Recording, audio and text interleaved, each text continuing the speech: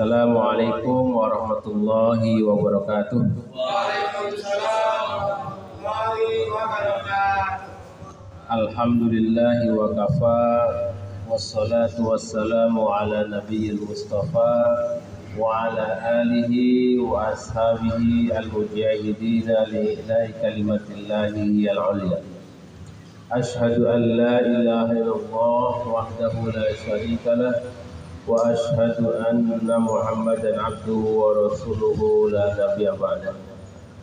Allahumma salli wa sallim wa barik ala nabiyyina Muhammadin wa ala alihi wa ashabihi wa man sara ala nahjihi wa sanna bi sunnatihi ila yaumil qiyamah amma ba'd.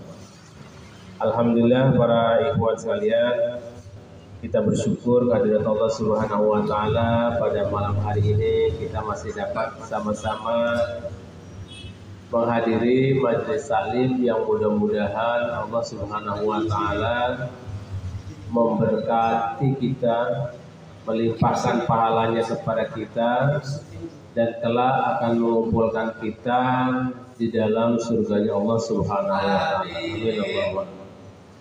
Para ikhwan sekalian, kita melanjutkan kajian kita Riyadhus Shalihin. Kita masuk kepada bab mujahadah. Para ikhwan sekalian, memang pada akhirnya bahwa kehidupan kita nanti di akhirat isinya hanyalah penyesalan dan penyesalan. Menyesal kenapa kita tidak maksimal ketika beramal ketika masih hidup. Kita tidak maksimal dalam beramal. Banyak sekali kesempatan-kesempatan ibadah yang Allah karuniakan kepada kita, tapi tidak kita ambil. Ya. Nah itu pada akhirnya nanti kita akan menyesal di sisi Allah Subhanahu wa taala. Waktunya taklim, kenapa tidak hadir? Waktunya sholat berjamaah, kenapa tidak berjamaah? Yang ada adalah kita akan menyesal di sisi Allah Subhanahu wa taala. Dalam ayat yang lain disebutkan orang-orang kafir menyesal. Kenapa saya tidak menjadikan Rasulullah, tidak mengikuti Rasulullah SAW? Ada orang lain lagi yang menyesal. Kenapa saya tidak mengikuti teman si fulan, ya, yang mereka selalu beribadah kepada Allah Subhanahu wa taala. Jadi yang ada adalah penyesalan dan penyesalan. Sekarang kita lanjutkan ke bab yang berikutnya, yaitu bab mujahadah, ya, yaitu tentang bagaimana kita bersungguh-sungguh. Allah Subhanahu wa taala berfirman, "A'udzu billahi minasyaitonir rajim. Walladzina jahadu fina lanahdiyannahum subulana wa innallaha lama'al muhsinin." Walladzina jahadu fina, mereka yang berjuang untuk keridhaan kami, ya. Lanahdiyannahum subulana, pasti kami akan tunjukkan jalan kami. Wa innallaha lama'al muhsinin, dan Allah tetap bersama orang-orang yang berbuat baik. Tingkat istiqomah dalam beribadah kepada Allah Subhanahu wa taala itu memang sangat dibutuhkan mujahadah. Ya. Kenapa? Karena syaitan itu tidak akan pernah berhenti untuk menggoda manusia. Setan akan menggoda dengan berbagai jalan. Para ikhwan ingat kisah Abdullah bin Umi Maktum ketika Rasulullah SAW memerintahkan supaya kaum muslimin untuk sholat berjamaah di masjid. Ya, ingat para ikhwan? Ya.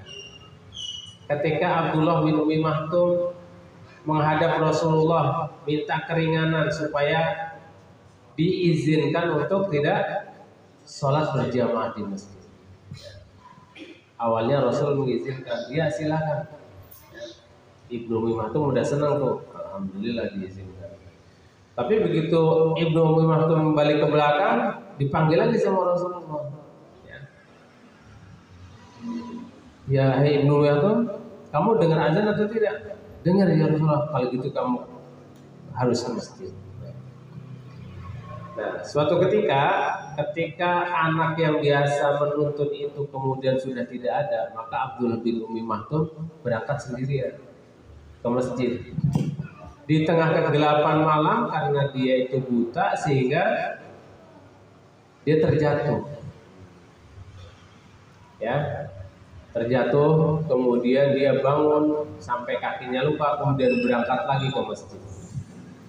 Nah, keesokan harinya ada anak muda yang datang, ya, anak muda yang datang, wahai Abdullah bin Maktum, ayo saya tuntun ke masjid.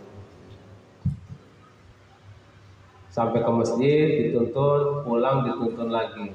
Besoknya disamper lagi, dituntun lagi sama anak muda, ya kan? Sampai ke masjid, pulang dituntun lagi, terus seperti itu.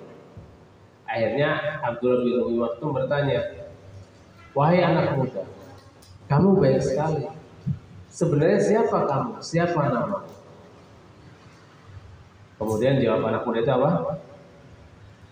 Oh, kamu tidak perlu tahu siapa saya. Loh, baiklah kalau begitu. Kalau kamu tidak mau memberitahukan namamu, kalau saya cukup sampai di sini. Kamu tidak perlu menolong saya lagi. Kata Abdullah bin Umi Maktum. Baiklah kalau begitu. Kalau kamu memang ingin tahu nama saya, bahwa saya adalah siapa? Iblis. Saya adalah iblis. Kenapa kamu iblis, kamu justru menolong saya menuntun ke masjid? Iya, karena kalau ketika kamu terjatuh kemarin, separuh dosamu telah diampuni oleh Allah Subhanahu wa Ta'ala. Saya tidak mau dosamu diampuni, kamu terjatuh lagi dan kemudian dosamu diampuni oleh Allah Subhanahu wa Ta'ala. Artinya kamu akan kembali menjadi orang yang bersih dari segala dosa. Inilah kerjaan setan, para ikhwan. Setan itu akan terus menggoda kita dari mulai menghalang-halangi untuk tidak mau beribadah, sampai kemudian setelah beribadah pun jangan sampai kemudian ibadahnya diterima oleh Allah Subhanahu wa Ta'ala. Ya, tuh. Kalau kita ketika ada panggilan azan rasanya malas mau ke masjid, ada panggilan taklim malas mau berangkat, itu godaan paling pertama. Setelah datang ke masjid, nanti digoda lagi oleh setan, dihembuskan hatinya supaya merasa ujub, ya, bangga diri. Oh, saya orang soleh. Nah, akhirnya apa? Ketika dia bangga diri, ya, merasa lebih soleh, disitulah ujub, takabur kepada Allah Subhanahu wa Ta'ala. Padahal dalam hadis disebutkan apa? La yadkhulul jannata man kana fi qalbihi misqala dzarratin min kibrin. Tidak akan masuk surga orang yang di dalamnya ada rasa sombong, walaupun hanya sebesar biji dzarrah. Rasa ujub itu adalah bagian dari kesombongan manusia karena menyepelekan orang lain, ya. Karena merasa lebih baik, dia menyepelekan orang lain, sehingga timbul rasa ujub, bangga diri, dan disitulah ada benih-benih kesombongan. Ini godaan setan, para ikhwan sekalian. Nah, maka kita dalam hal ini harus sangat hati-hati bagaimana supaya kita bisa bermujahadah, tapi hati kita juga tetap ikhlas kepada Allah Subhanahu wa Ta'ala. Ya, wabillahi taufiq wal hidayah. Wassalamualaikum warahmatullahi wabarakatuh. Waalaikumsalam warahmatullahi wabarakatuh.